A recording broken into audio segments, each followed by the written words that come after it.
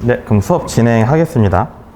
네, 안녕하세요. 저는 이제 지구과학 수업을 맡게 된 윤달성이라고 합니다. 반갑습니다. 그래서 일단 간략하게 OT를 먼저 좀 하면 일단 교재는 따로 나가진 않고 이게 유인물로 일단은 드릴 거예요. 그래서 한 4부 정도 이제 우리가 이제 칠판에 쓰진 않을게요. 그래서 뭐 지질 할 거고, 그다음 대기, 해양, 그다음 우주 이렇게 크게 4파트로 본다고 보시면 될 것 같고요. 보통 이제 시중 교재를 보면은 한 5챕터 정도로 나눠 있는데 그 순서가 그렇게 마음에 안 들어가지고 제가 조금 바꿨어요. 그래서 여러분들 이해하기 쉽게끔 조금 순서를 좀 변경을 좀 했고, 그래서 오늘 한 프린트는 이번 빠르면 오늘 이제 오전도 있고 오후도 있잖아요, 강의가. 그래서 두 강의에서 끝날 수도 있고 아니면 조금 더 늘어지면 이제 다음 주 오전 안에는 이제 끝나게 될 겁니다. 그래서 지질 파트가 그렇게 끝나게 될 거고 아마 다음 주에는 대기 파트까지 하지 않을까 이렇게 싶어요. 그래서 요 강의가 끝나면 그다음에 이제 문제풀이로 넘어갈 거고, 일단 제가 보기에는 가장 큰 목적은 이번 개념 강의의 큰 목적은 이제 암기예요. 내용을 얼마나 잘 외우냐, 요게 이제 제일 기본적이기 때문에 문항을 여러분들이 보더라도 항상 이제 많이 외우면 그만큼 맞출 수 있는 문제들이 많기 때문에 이게 뭐 물리나 화학처럼 막 계산 문제가 있고 이런지가 않기 때문에 그래서 좀 외우는 거 위주로 좀 갈 거고, 저는 최대한 쉽게 외우실 수 있게끔 좀 이해를 돕도록 하는 식으로 가겠습니다. 일단 첫 페이지를 보시면요. 첫 페이지를 보시면 지구의 형성과 역장인데, 제가 여러분들에 대한 정보가 없으니까 일단은 여러분들이 지구과학에 대해서 아무것도 모른다는 가정하에 수업을 할게요. 그래서 진행을 좀 하도록 하겠습니다. 제가 안 하는 부분들도 있을 거예요. 그래서 이 부분들은 그냥 여러분들 한 번씩 읽어보셔도 충분한 내용이기 때문에 그래도 교재는 항상 읽어보셔야 돼요. 제 판서에만 너무 보시면 좀 부족할 수 있으니까. 자, 일단은 원시 지구의 형성부터 봅니다. 원시 지구의 진화부터 볼 건데,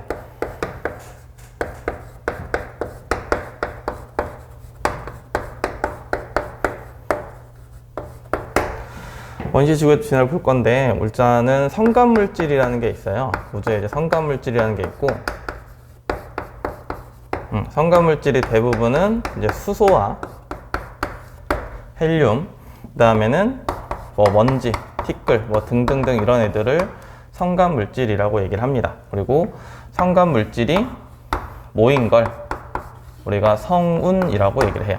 뭐 구름처럼 성간물질이 모였다 이런 식으로 해서 성운이라고 얘기를 합니다. 그럼 이제 성운이 모여서 원시 지구, 태양계를 만들고 지구를 만들고 다른 행성들을 만든다 하는 게 이제 성운설이고요. 우리는 이 성운설에 대해서 잠깐 볼게요. 자, 별게 없어요. 이렇게 해서 성간물질들이 이렇게 있는 성운이 있었고요. 얘네들이 모이게 됩니다. 그때 우리는 중력 수축을 한다고 얘기를 하고요. 성운이 모여서 원시별이 될 거고, 원시별은 아직 별은 아니에요. 왜 아닌지는 조금 이따 설명을 할 건데, 일단은 성운들이 모일 텐데 아무 성운이나 모이는 건 아니고요. 조건들이 좀 있는데, 일단은 중력 수축을 할 때 얘가 입자들이 이렇게 모일 거잖아요. 입자들이 모일 건데, 조금 오버해서 얘기하면 입자들이 이렇게 움직이는 걸 우리가 위치 에너지라고 얘기를 할 거고요. 얘네들이 열 에너지로 바뀐다 이렇게 얘기를 합니다. 그래서 반응이 진행되면 진행될수록, 이 과정이 진행될수록 중심부의 온도가 높아진다 라고 생각하시면 돼요. 됐죠? 여기까지. 그리고 이 원시별 형태에서 이 친구들이 모여서 원시별이 될 거고, 이 친구들 조금 더 모여서 이제 주계열성이라는 게 돼요. 주계열성이 되면 우리가 별이라고 하는 거고, 대표적인 주계열성을 우리가 볼 수 있는 대표적인 주계열성이 이제 태양이 됩니다. 태양 같은 경우는 중심 온도가 약 1000만 켈빈 이상이 될 거고요. 근데 우리가 이제 성운이 모여서 이제 지금 태양이 될 건데, 이렇게 모일 때 이 친구들 그냥 제자리에서 가만히 모이는 게 아니라 이 친구들이 이렇게 회전을 하면서 모여요. 그래서 모이기 전에 은하에서 외부적인 충격에 의해 뭐 돌면서 이제 모인다 이런 게 있는데, 여러분들은 그냥 회전 수축을 한다라고 보셔도 무관합니다. 그렇죠? 그럼 이제 여기서 보면 1000만 켈빈이 됐을 때 이젠 태양이라고 하는데, 그럼 주기율성과 원시별의 차이는 뭐냐면, 중심 온도가 1000만 켈빈이 돼야 수소핵 융합이라는 게 일어나요.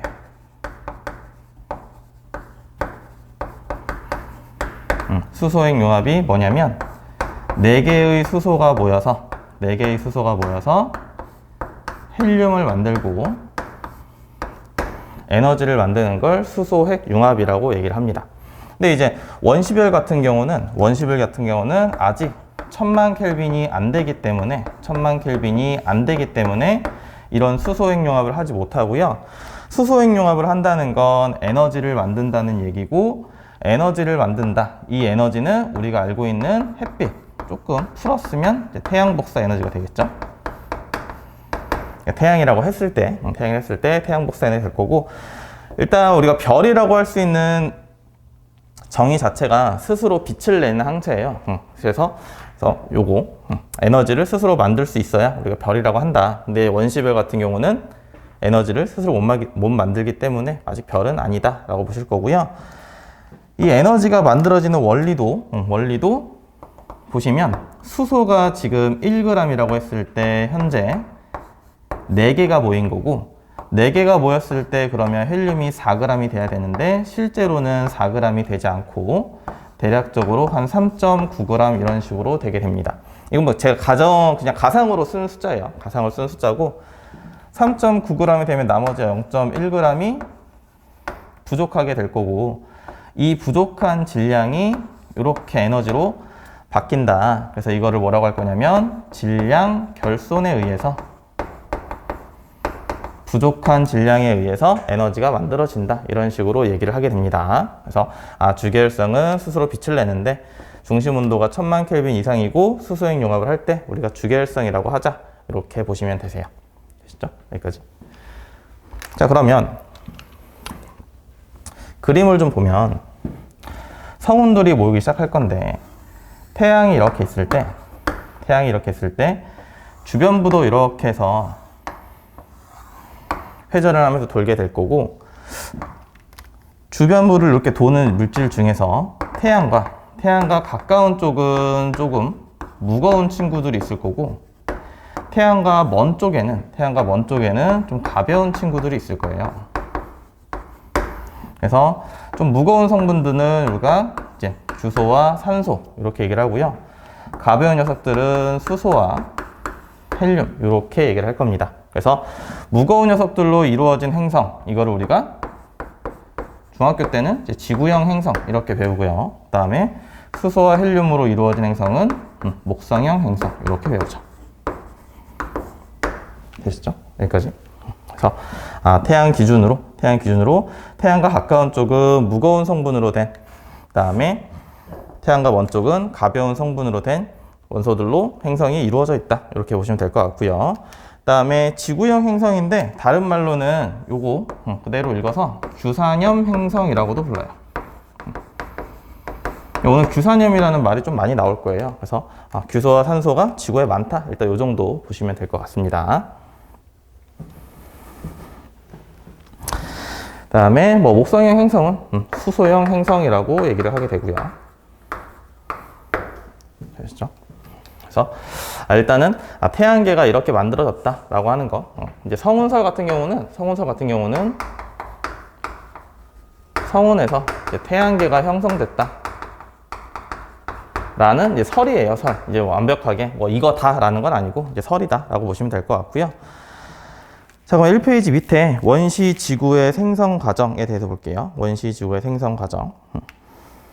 여기도 그렇게 어렵진 않은데, 보시면 얘네들이 지금 태양이 자전하면서 다른 물질들도 이렇게 회전을 하면서 돌고 있어요. 근데 질량에 차이가 생길 거고, 그러다 보면 속도 차이도 생길 거고, 그러다 보면 이제 부딪히기도 합니다. 그래서 이 친구들이 부딪히는 걸 우리가 미행성 충돌이라고 얘기를 해요. 그래서 미행성 충돌을 하게 되면 이 별거 아니에요. 우리가 이제 박수를 세게 쳐도 손바닥이 뜨거워지듯이, 근데 이 친구들 벌써 집채만한 돌들이 부딪히니까 당연히 열이 생기게 될 겁니다. 그래서 온도가 높아요. 그래서 모든 물질들이 녹아있는 상태고, 그 녹아있는 상태를 우리가 마그마의 바다라고 얘기를 합니다. 밑에다 쓸게요.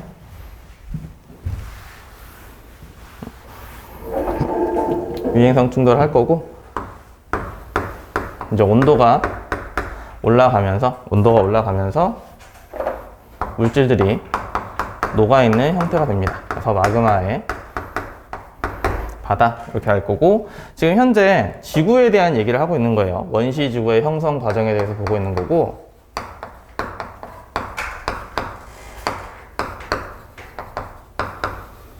이 친구들은 지금 자전과 공전도 하고 있는 겁니다. 자전과 공전도 하고 있는 거고, 자, 마그마의 바다 상태이고, 얘네들이 계속 돌다 보니까 무거운 녀석들은 중심부로 모이고 가벼운 녀석들은 좀 주변부로 빠지게 되면서 핵과 멘틀이 분리가 돼요.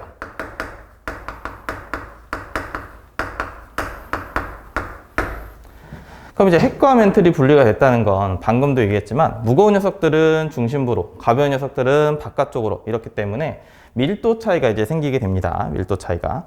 그래서 미행성 충돌부터 핵과 멘틀이 만들어지는 여기까지는 우리가 밀도가 균일하다라고 표현을 해요.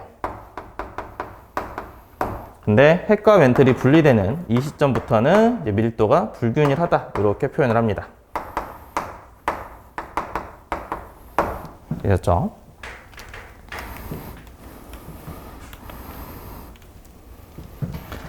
자, 그 다음엔요, 핵과 멘틀이 분리가 되면서 이제는 충돌도 서서히 이제 줄어들고 온도도 서서히 내려가게 돼요. 그래서 주변부부터 식게 될 건데, 그래서 가장 바깥에부터 식기 때문에 가장 바깥에 이젠 땅이 만들어지게 됩니다. 원시 지각이 형성이 될 거고요. 자, 이제 땅이 만들어졌고, 이제 비가 많이 내리게 돼서 원시 바다가 형성하게 되는데,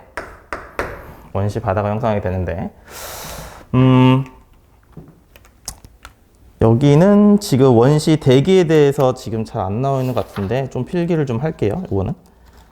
그 2페이지 보시면 될 것 같아요. 2페이지 보시면 될 것 같고, 여기 보시면 대기라는 게 있어요. 원시 대기라는 게 있는데,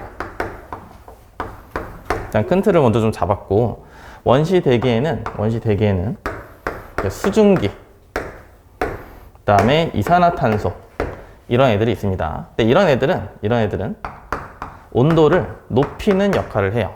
이러한 애들은 온도를 좀 높이는 역할을 좀 하고, 이때 이제 화산 폭발도 계속 일어나기 때문에 화산재도 방출이 됩니다. 근데 이제 화산재는 온도를 낮추는 역할을 해요. 근데 이제 누가 더 영향을 많이 주냐면 화산재가 영향을 좀 더 주게 됩니다.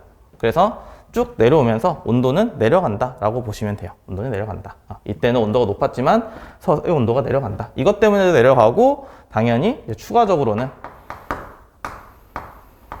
얘네들의 충돌도 감소하게 되고 해서 온도가 내려가면서 이제 지각이 형성이 될 거고, 아직 이제 안쪽은 뜨거운 상태예요. 우리가 이제 고구마나 감자 먹을 때도 바깥쪽은 좀 식어도 안에는 아직 뜨거우니까. 그럼 이제 원시 대기에 있던 이 녀석, 이 수증기가 이렇게 해서 수증기가 많으면 이제 구름이고, 구름이 많으면 비가 되겠죠. 그래서 구름이 무거워지면 비가 내리게 되기 때문에 이 비가 쭉 내려서 지각에 모이게 되면 이제 바다를 형성하게 됩니다. 그럼 이제 원시 바다 같은 경우는 자외선을 차단해주는 역할을 해요. 지금 현재는 우리가 이제 오존층이 자외선을 차단해 주는데 이 당시에는 오존층이 없기 때문에 바다가 자외선을 차단해 주는 역할을 합니다. 그래서 원시 바다가 자외선을 차단해 주게 되고, 그러면 자외선을 차단해 준다는 얘기는 해로운 광선이 못 오게 하는 거기 때문에 여기서는 이제 여기까지 보이나요? 해양생물이 출현하게 됩니다. 해양생물 출현. 이렇게 보시면 될 것 같아요. 그러면 대략적으로 이제 1페이지에 원시 지구의 생성이랑 뒤편에 이제 원시 대기까지 봤다고 보시면 될 것 같습니다. 자, 그럼 그래프에 대해서 조금 더 얘기를 해볼게요. 그 그래프에 대해서. 지금 이거는 원시 대기고요. 이거는 원시 대기고, 현재 대기를 좀 볼게요. 현재 대기. 다시 한번 쓰겠습니다. 원시 대기와 현재 대기를 볼 건데, 원시 대기는 수증기도 많고요, 수소도 많고요, 메테인도 있고 암모니아도 있어요. 근데 현재는 질소가 제일 많고, 그 다음에 산소죠. 그 다음 뭐 아르곤 이렇게 있는데 이거 뭐 그렇게 관심이 없고. 그래서 원시지구를 보시면, 원시 대기를 보시면 현재 우리가 기체로는 수소가 없어요. 지금 대기에는 수소가 없는데, 얘가 없는 이유는 얘는 우주로 날아갑니다. 얘는 형성되고 나서 지구의 중력이 수소 기체를 잡을 정도가 안 돼요. 그래서 수소 기체가 우주 밖으로 날아가게 되고, 지금 이 당시에는 아직 온도가 뜨겁기 때문에 지금 열과 압력을 굉장히 많이 받아서 이 친구들이 분해가 될 건데 너무 자세하게 모르셔도 돼요. 이렇게 H2 뭐 수소와 산소로 분해될 거고, 얘도 탄소와 뭐 수소로 분해될 거고, 얘도 뭐 질소와 뭐 수소로 분해가 될 건데, 뭐 숫자는 그렇게 신경 안 쓰셔도 됩니다. 보시면 수소들은 어차피 다 날아갈 거고, 남아있는 얘네들. 그래서 질소가 제일 많고, 그 다음 산소, 그 다음 여기 쭉 가시면 이산화탄소도 있을 거예요. 아, 그리고 제가 색깔펜으로 쓴다고 해서 막 엄청 중요하고 이건 아닙니다. 그냥 다 하셔야 돼요. 너무 흰색으로 쓰면 단조로우니까. 그래서 쓰는 겁니다. 자, 그래서 이제 그래프를 보시면, 빼다 할게요. 자, 그래프를 보시면 여기 이제 기체 분압인데, 쉽게 얘기하면 기체의 양이에요. 기체의 양. 그리고 여기는 시간인데, 그래프를 보시면 이렇게 돼 있는 게 하나 있고요. 그 다음에 쭉 줄어드는 게 하나 있고, 그 다음에 늘어나는 게 있어요. 자, 일정한 거. 과거로부터 쭉 양이 변함이 없는 거. 이거는 질소입니다. 질소 같은 경우는 변화가 없는 거예요. 뭐 생기고 이런 게 아니라 변화가 없는데, 얘 같은 경우는 일단 이유로 따지면 매우 안정적이에요. 질소 같은 경우는 이제 삼중결합을 하고 있기 때문에 굉장히 안정적이고 분해가 잘 안 됩니다. 그러니까 잘 쪼개져서 다른 물질이 되지 않기 때문에 잘 남아 있고요.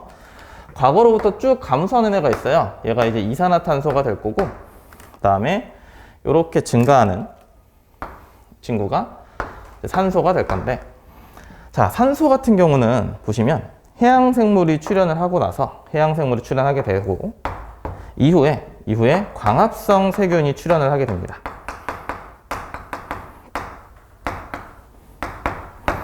그럼 이제 광합성이라는 거는 뭐냐면, 광합성이라는 건 그냥 간단히 이산화탄소와 물을 갖고 햇빛을 받으면 포도당, 양분이라고 하는 거가 포도당과 그다음에 산소를 만들어내는 이런 걸 우리가 광합성이라고 해요. 그래서 광합성하는 생물이 나오면서 서서히 산소가 증가하게 됩니다. 광합성 세균이 나오면서 서서히 산소가 증가하게 되는데, 그래서 O2는 산소 같은 경우는 광합성 세균 때문에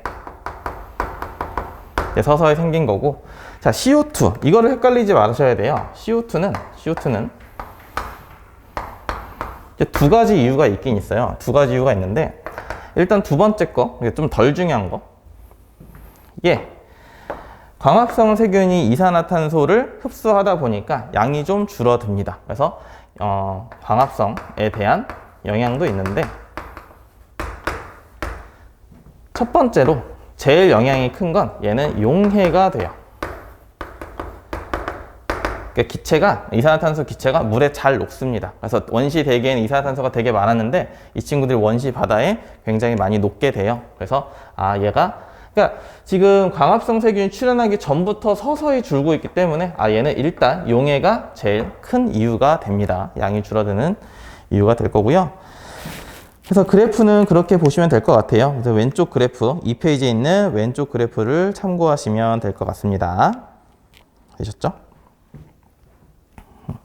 그래서 이산화탄소 같은 경우는 용해가 돼서 바닷속에서 이 이산화탄소들이 많이 굳으면 이제 석회암이 된다. 석회암도 있다가 광물이나 암석하면서 나올 거기 때문에 얘도 이산화탄소가 많은 게 석회암이구나. 이제 이 정도까지 보시고 갈게요.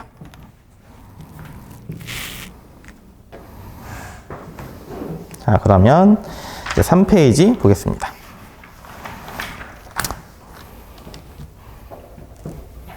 주 되겠죠?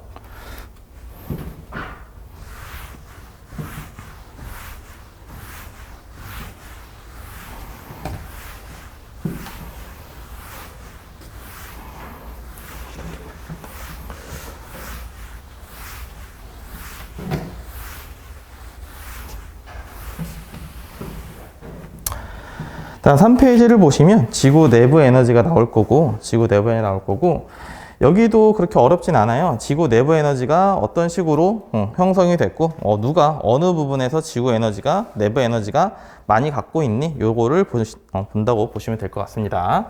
그래서 근원 에너지라는 걸 먼저 보는데, 지구에서 발생하는 현상의 근원이 되는 에너지가 3가지가 있어요. 그래서 우리 아까 주계열상에서 나왔던 태양 복사 에너지, 그 다음에 지금 할 지구 내부 에너지, 그 다음이 조력 에너지라는 게 있습니다.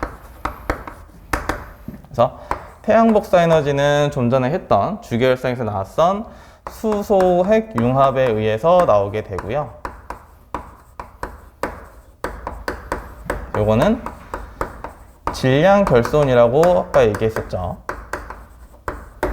질량이 줄어들면서 에너지로 바뀌었다, 이렇게 얘기를 했었고, 그 다음에 지구 내부 에너지, 지구 내부 에너지는 조금 어려울 수 있는데 방사성 동위 원소의 붕괴열이라는 게 있어요. 이거 벌써 좀 그렇죠. 그래서 얘는 간단히 보시면, 그러니까 이 뜻을 좀 이제 풀이를 좀 하면, 불안정한 원소들이 있어요. 불안정한 원소들이 있는데 항상 자연현상은 불안정한 녀석들을 안정화시키려고 합니다. 항상 모든 자연현상은 안정되기 위해서 일어나는 거고, 불안정하던 원소가 안정하기 위해서 방사선이라는 걸 내뿜어요. 뭐 알파선, 베타선, 감마선 뭐 이런 등등등 있는데 우리는 뭐 여기까지는 알 필요가 없고, 그냥 불안정한 원소가 안정화되면서 열이라는 게 나오나 보다, 그 정도로 보시면 됩니다. 그래서 지구 내부 에너지는 이러한 열 때문에 생기는 것이고, 그 다음에 조력 에너지는 태양과 달의 인력에 의해서 생기는 에너지죠. 태양과 달의 인력에 의해서 생기는 에너지인데, 태양은 영향이 별로 없어요. 달이 조금 더 영향을 많이 준다, 이 정도만 아시면 됩니다. 그래서 조력 에너지에 의해서는 밀물과 썰물이 생기게 될 거고, 그리고 지구 내부 에너지로 인해서는 지진과 화산이 생기게 됩니다. 지진과 화산. 그러면 지구 내부 에너지와 조력 에너지, 지진과 화산, 밀물, 썰물을 뺀 나머지는 전부 다 태양 복사 에너지라고 하시면 돼요. 나머지는 전부 다 태양 복사 에너지 때문에 생성이 된다. 우리가 이제 요거 4개만 아니면, 그래서 예를 들면 태풍, 자세히 모르겠지만 태양 복사 에너지, 이렇게 보시면 돼요. 이제 근원암까지 했고요. 이제 지구 내부 에너지의 크기, 지구 내부, 우리는 요거만 볼 거니까 지구 내부 에너지의 크기는 돌로 치면 화강암이 제일 많이 갖고 있고요. 그 다음에 현무암, 그 다음에 감남암, 이런 식으로 갖고 있다. 이런 식으로 지구 내부 에너지의 크기가 대소관계가 있다 보시면 되고요. 이제 화강암 같은 경우는 이제 대륙 지각이에요. 주로 대륙 지각에 이제 화강암이 형성이 되어 있고, 그 다음에 현무암 같은 경우는 주로 이제 해양 지각입니다. 그 다음에 감남암 같은 경우는 우리가 이제 멘틀. 그럼 잠깐 보시면, 우리가 아까 했던 건 잠깐만 기억을 해보시면, 원시 지구에서 봤을 때 겉에가 식으니까 지각이 된다라고 얘기를 했었고, 그 다음에 지각 밑이 멘틀이라고 보시면 되고요. 그 다음에 이제 핵이라고 보시면 됩니다. 좀 더 디테일한 건 뒤에서 다시 볼게요. 일단 구조는 이렇게 돼요. 그래서 지각 안에 대륙 지각이 좀 더 지구 내부 에너지를 갖고 있구나, 이렇게 보시면 됩니다. 되셨죠? 자, 그 다음에 지구 내부 에너지와 비슷한 의미로 지각 연류량이라는 게 있어요. 책을 보시면 3페이지 바로 밑에 있죠. 지각 연류량 해서 지각 연류량에서 있을 거고, 얘는 이제 지구 내부에서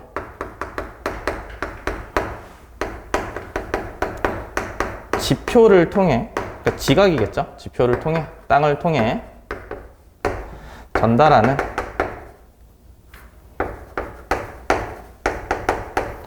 열의 양이라고 하시면 돼요. 일단 정의는 이렇고, 그 다음에 얘는 지각 연류량이라는 건 지각 변동의 원인이 됩니다.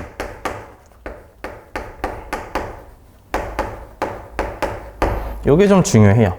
우리가 지각 변동을 이제 할 건데, 얘가 좀 중요합니다. 우리가 판구조이라고 해서 볼 건데. 근데 지각 연류량 같은 경우는 시대 순으로 봤을 때 신생대, 그다음에 중생대, 그다음에 고생대, 그다음에 성캄브리아 시대. 그래서 이것도 이따가 오후에 아마 하게 될 거예요. 이 순으로 지각 연류량이 많다. 그러니까 좀 더 쉽게 얘기하면, 여기 시대가 오래된 거고 지금도 신생대입니다. 지금 우리가 살고 있는 시대도 이제 신생대인 건데, 간단해요. 나이가 어린 땅일수록 지각 연류량이 많다, 이렇게 하시면 됩니다. 우리 어릴수록 에너지가 좀 더 넘치잖아요, 그렇죠? 그래서 어린 땅일수록 지각 연류량이 많다, 에너지가 많다, 이렇게 보시면 될 것 같습니다. 그럼 이제 여기 와서도 지구 내부 에너지가 대륙이 해양보다 큰 만큼 당연히 지각 연류량도, 평균적인 지각 연류량도, 평균적인 지각 연류량도 대륙이 해양보다는 더 많구나, 이렇게 보시면 됩니다. 되셨죠? 그 3페이지의 밑에 있는 그림은 판구조론을 하고 나면 이건 이해가 같이 자실 때니까 이거는 그때 다시 설명을 좀 해드리도록 하겠습니다. 자, 넘어가셔서 우리 5페이지를 볼게요. 5페이지. 자, 5페이지를 볼 건데, 그럼 이제 지각 변동의 원인이 잘은 모르겠지만 일단 뭔가 열에 대한 얘기다라는 걸 알았기 때문에 우리가 지금 지각 변동이 어떻게 일어나는지에 대해서 볼게요. 자, 판구조론이라는 걸 할 거고, 판구조론의 정립 과정이라는 걸 합니다. 그러니까 땅이 어떻게 움직였는지, 과거로부터 어떤 식으로 생각을 해왔는지 그걸 본다고 보시면 돼요. 그래서 첫 번째, 베게너가 얘기한 대륙 이동설이라는 게 있어요. 베게너라는 아저씨가 얘기한 대륙 이동설이라는 게 있는데, 말 그대로 대륙이 이동했다라고 이제 생각을 하는 겁니다. 그래서 그냥 무작정 주장을 하는 건 아니고, 책을 읽다 보니까 다양하게 증거들이 나오더라 해서 네 가지가 나올 건데, 이제 순서가 중요하진 않아요. 순서가 중요하진 않고, 보시면 해안선 일치가 나옵니다.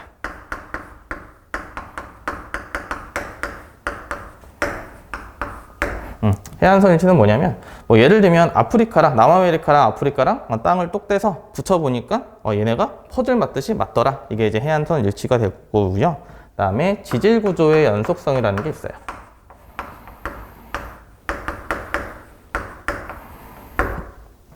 얘도 마찬가지로 이렇게 땅이 있을 때 지금 이렇게 산맥이 있고 이렇게 산맥이 있고 여기 이제 바다잖아요.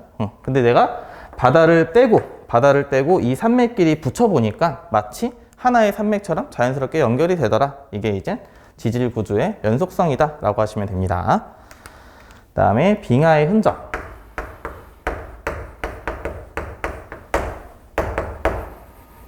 빙하의 흔적은 인도를 예시로 들어요. 인도가 지금 자세한 위치는 우리가 뭐 얘기를 안 하겠지만, 인도가 지금 더운 나라잖아요. 그렇죠? 인도가 지금 더운 나라인데, 인도에서 빙하의 흔적이 발견이 되더라. 인도가 이제 적도 지방에 있는데, 인도에서 빙하의 흔적이 발견이 되더라. 그럼 이제 예전에는 그럼 적도가 추웠냐? 이건 아니고, 인도에서 빙하가 발견이 됐어? 그러면, 인도라는 이 인도가 속한 이 땅은 예전에는 좀 극지방 쪽에, 추운 지역 쪽에 있었나 보다. 근데 땅이 서서히 이동해서 지금과 같은 위치로 옮겨왔겠구나 라고 생각을 하는 겁니다. 그 다음에 화석 분포가 있어요. 화석 분포는 뭐냐면, 그림이 지금 잘 안 나오죠? 자, 화석 분포는 두 개가 있는데, 메소사우루스랑 글로소프테리아라는 뭐 화석이 있어요. 여기 써 있으니까 이건 안 쓸게요. 자, 얘네는 뭐냐면, 요 산맥 얘기한 거랑 똑같아요. 예를 들면 우리 남아메리카랑 그다음에 아프리카랑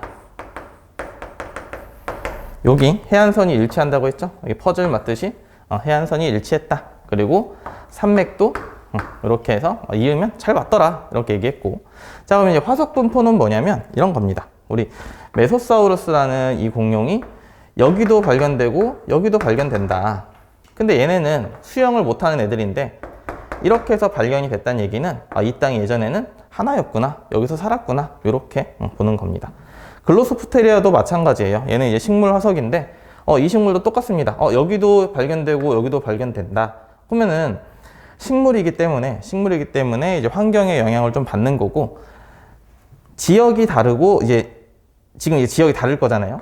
대륙의 이제 지역이 다를 건데 경도도 다르고 위도도 다를 건데, 이러면 환경이 같을 수가 없어요. 그러니까 똑같은 환경이 조성될 수가 없기 때문에 같은 화석이 발견됐다는 얘기는 환경이 같았다는 얘기고, 그 얘기는 같은 지역이었다. 온라인 하나의 땅이었다. 이렇게 우리가 추측을 하는 겁니다. 근데 이 당시의 지질학자들은 이 얘기를 굉장히 싫어했어요. 이 얘기를 별로 싫어했습니다. 왜냐하면 베게너라는 사람이 기상학자예요. 기상학자이기 때문에 기상학자들이 뭐 하는 걸 별로 안 좋아하겠죠. 자기들이 발견해야 되는데. 그래서 물어보죠. 그러면 얘가 왜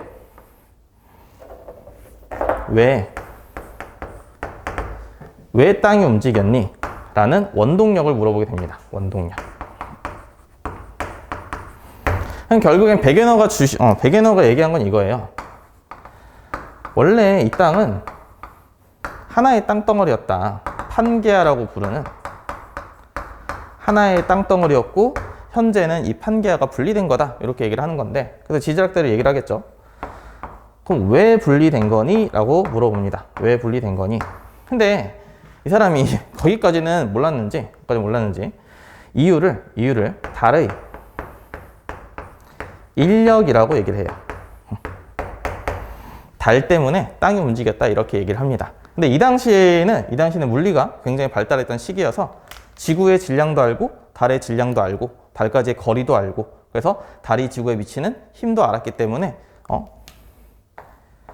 이걸로는 택도 없다는 걸 이제 알게 되죠. 그래서 얘는 이 이론이 좀 묻히게 됩니다. 그래서 이제 베게너는 다시 자신의 주장을 입증하는 증거를 찾기 위해서 여행을 떠났고 거기서 죽어요. 그렇게 됩니다. 그다음에 두 번째, 멘틀 대류설이라는 게 있어요. 멘틀 대류설이라는 게 있는데 이거는 이제 홈즈라는 사람이 얘기를 한 거고, 멘틀 대류설은 말 그대로 멘틀이 대류한다는 거예요. 멘틀이 대류한다. 근데 이제 멘틀이 대류하는 이유가 아까 얘기했던 방사성 동위원소의 붕괴열 때문에 멘틀이 대류한다. 그래서 이제 그거 얘기는 안 쓰겠습니다. 방사성 동위원소의 그 열 때문에 멘틀이 대류하는 건데, 결국에는 멘틀 내부의 온도 차이가 있다. 그래서 이 온도 차이 때문에 멘틀이 이렇게 있을 때 이게 이제 앞으로도 나올 거니까 잠깐 보면, 항상은 아닌데 거의 대부분 온도가 높다는 얘기는 밀도는 작다는 얘기고, 온도가 높다는 얘기는 밀도가 작고, 밀도가 작다는 얘기는 얘는 상승한다는 얘기예요. 지금 우리가 멘틀 할 거고 멘틀만 지금 얘기를 하고 있지만 뒤에 배울 물이나 기체도 똑같습니다. 물이나 기체도 똑같아요. 온도가 올라가면 상승하는구나 이렇게 알고 계시면 좀 문제 풀 때 수월하십니다. 이해하실 때. 그럼 반대겠죠? 온도가 내려가면 밀도는 높아지고 얘는 이제 하강하게 됩니다. 100%는 아니지만 제가 보기엔 99.5%는 이렇게 이해를 하고 책을 읽으시든 문제를 푸시든 할 때 막힘 없으실 거예요. 그럼 이제 온도가 당연히 이제 뜨거운 부분이 있고 이제 차가운 부분이 생길 건데, 뜨거운 부분이 이렇게 올라가고, 그럼 얘가 올라가니까 이제 당연히 내려오는 부분도 생기겠죠. 대류를 하게 되니까. 그래서 이렇게 해서 멘틀이 대류하게 되고, 이렇게 멘틀이 대류하게 되다 보니까 요 위에 있는 땅들이 움직이지 않을까 이렇게 얘기를 하는 겁니다. 근데 얘도 마찬가지로 멘틀 대류설의 이제 한계는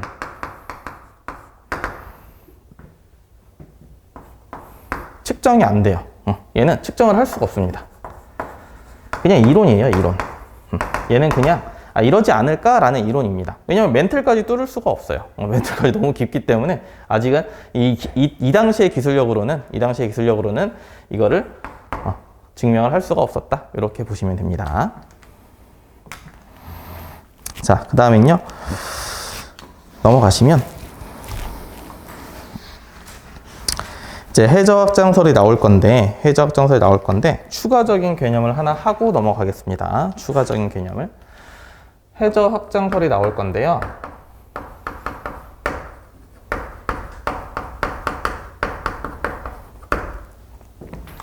해저 확장설을 하기 전에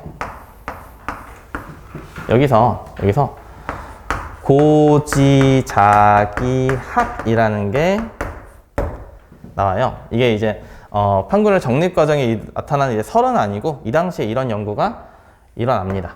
이 당시에 이제 이런 거 일어날 거고, 고지자기학은 뭐냐면 고지자기 줄무늬를 연구하는 학문인데, 그럼 고지자기 줄무늬는 또 뭐냐? 얘는 쉽게 얘기하면 옛날 자기장이에요. 옛날에 지구의 자기장이 어떤 식으로 되어 있었냐 이런 겁니다. 자, 그래서 얘는 뭐냐면 우리가 어떤 퇴적물들이 있을 때, 그냥 돌덩이라고 할게요. 퇴적물들이 있을 때 자기장들이 이런 식으로 해서 뒤죽박죽 이렇게 있어요. 근데 이 퇴적물들이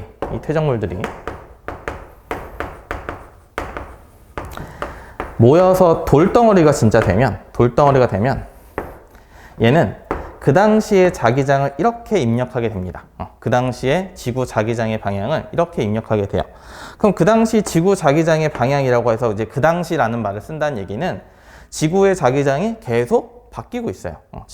지금도 이제 계속 뭐 엄청 많이 바뀌는 건 아니지만 조금씩 계속 바뀌고 있습니다. 그래서 지금 그 당시에 자기장을 이렇게 입력해 놓는다. 이런 걸 고지자기 줄무늬라고 얘기를 하는 겁니다.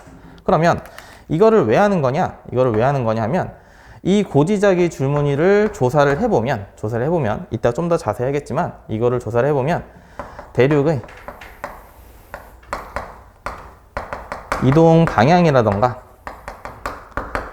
이동 속도라는 걸 알 수 있어요. 그래서 대륙이 옛날에는 이 땅이 어디 있었겠구나 이런 걸 유추할 수 있기 때문에 이런 학문이 나오게 됩니다. 물론 이걸로 그걸 유추하게 된 거죠. 그래서 명칭을 좀 더 보면 우리가 돌을 주셨을 때 돌의 자기장이 이렇게 있어요. 근데 지금 현재의 자기장이 이렇게 있어. 그래서 자기장의 방향이 똑같아. 그러면 우리는 이거를 정자극기 또는 정상기 이렇게 얘기를 해요.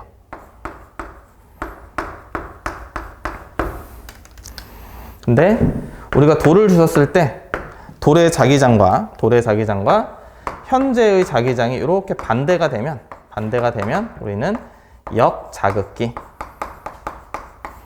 또는 역전기 이렇게 표현을 합니다. 그래서 반대냐 아니냐 이 정도만 보시면 돼요. 이 정도만.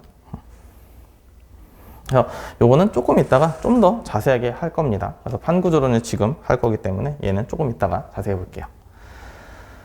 자, 이제 해저학장설이 나왔고요. 해저학장설이. 그래서 요 멘틀 대류설이랑 해저학장설 사이에 텀이 좀 있고, 요때 이제 요 학문이 발달하게 돼요. 요 텀이 있는 이유는 이때 2차 세계대전이 나오게 됩니다. 그래서 이때 싸우느라 바빠가지고, 싸우느라 바빠서 이를 잘 연구를 안 해요. 그래서, 자, 해저학장설은 뭐냐면, 말 그대로 땅이 이제 넓어졌다 이런 얘기예요. 땅이 넓어졌다 이런 얘기고, 그럼 이제 바닷속 땅을 조사하기 위해서는 바닷속 땅을 어떤 모양으로 생겼는지를 알아야 되는 거고, 그거를 하기 위해서는 음양측신법이라는 게 나와요. 사실 이제 음양측신법은 잠수함의 이동 경로를 알아내려고 좀 이제 개발이 된 거예요. 왜냐면 잠수함들이 또 바닥에 부딪히면 안 되니까 바닷속 모양이 어떻게 되어 있는지 알기 위해서 좀 나온 학문이고요. 얘는 간단합니다. 얘는 간단해요. 배가 있고 땅이 있을 때 여기서 초음파를 쏩니다. 뭐 음파를 쏘든 아무튼 우리가 속력을 알고 있는 어떤 파동을 쓰고 얘가 이렇게 튕겨 나오는 시간을 측정하게 돼요. 그러면 우리는 여기서부터 여기까지의 거리가 속력 곱하기 시간에 반띵하면 되겠죠? 너무 저렴한 얘기였네. 시간 곱하기 속력의 절반 하시면 됩니다. 왜냐면 왕복 시간이니까 갔다 온 거리죠. 그렇죠? 왕복 거리이기 때문에 편도를 구하기 위해서는 2분의 1을 곱해 줄 겁니다. 근데 이게 왕복 시간인데 이게 만약에 그냥 이제 간 시간, 일방적으로 간 시간, 뭐 편도 시간 이렇게 할까요? 이렇게 하면 2분의 1은 필요가 없겠죠, 그렇죠? 이제 문제에 따라서 이렇게 보시면 돼요. 그래서 얘는 몇 초가 왕복하는데 얼마가 걸렸는지, 가는데 얼마가 걸렸는지 그것만 잘 보시면 됩니다. 자, 그러면 이제 음양측신법으로 인해서 땅 모양이 나오게 되는데 그거는 지우고 볼게요.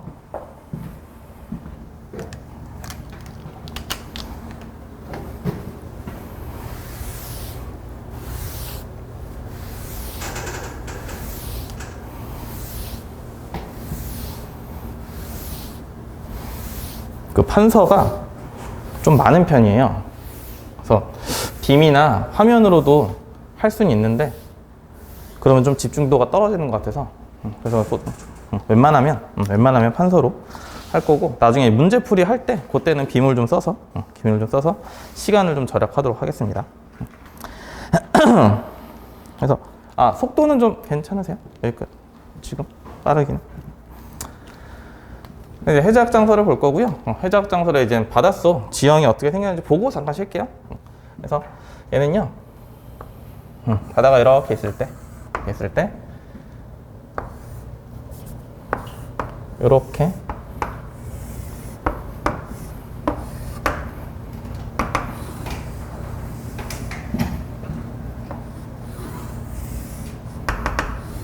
뭐 이런 식으로 해서 있을 거고. 자, 여기 요 얕은 얘를, 이 부분을 우리가 대륙붕이라고 얘기를 합니다. 대륙붕. 엄청 중요해요. 대륙붕. 여기서는 대부분의 퇴적물들이 쌓여요.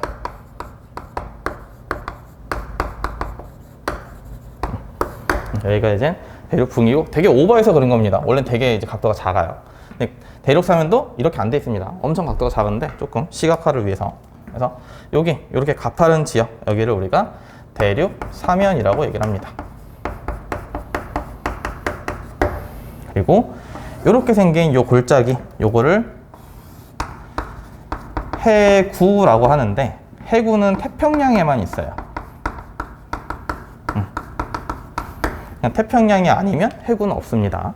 그리고 그럼 태평양이 아닌 지역은 어떻게 있냐면, 이렇게 해서 여기가 완만하게 이어져 있어요. 그래서 여기는 대륙대라고 얘기를 합니다. 그리고 여기 좀 판판한 여기는 심해적 평원이라고 얘기를 해요. 그 다음에 요 바닷속 이제 산맥인데, 3D로는 이렇게 그려져 있겠죠. 산맥이고, 여기를 우리가 해령이라고 얘기를 합니다. 해령은 뒤에서도 주구장창 나오는 단어이기 때문에 뒤에서 좀 더 자세히 볼 거고요. 여기는 뭐 열곡, 그리고 요거는 이젠 해산이겠죠. 바닷속 산. 그리고 여기는 평정해산이라고 합니다. 뭐 기요라고도 불러요. 그래서 일단 명칭만 간략히 한번 정리했습니다. 명칭만 한번, 이런 식으로 바닷속 모양이 되어 있구나 해서 우리는 해구와 해령, 그리고 대륙붕을 주로 배우게 될 거예요. 주로 이쪽에 대한 얘기를 언급할 겁니다. 그렇죠? 그래서 이제 원래 해적장설에 조금 더 다른 얘기가 있는데, 그거는 뒤에 걸 먼저 하고 그 다음에 추가해서 진행하도록 하겠습니다. 그래서 조금만 쉴까요? 잠깐만 쉬었다 할게요.